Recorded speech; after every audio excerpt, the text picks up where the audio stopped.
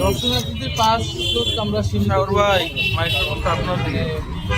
আর দর্শনার্থী বা আগে যারা তারা প্রতিবারে নানা ধরনের সমস্যায় আগের সকল পাশে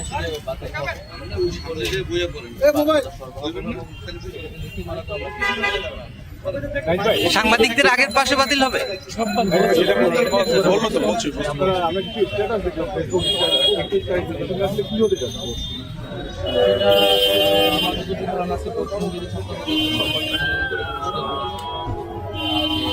যারা অভ্যুত্থান করেছি, আন্দোলন করেছি, তাদের পক্ষ থেকে একটা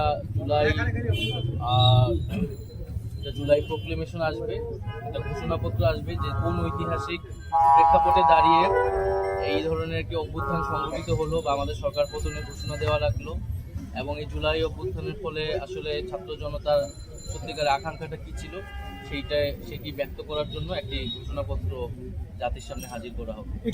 আমরা তো জানি ঘোষণাপত্র সরকারের পক্ষ থেকে করা হয় সবসময়। আপনাদের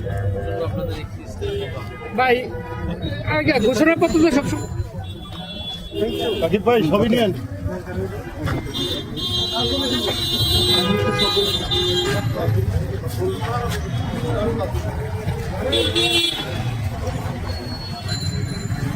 Thank you.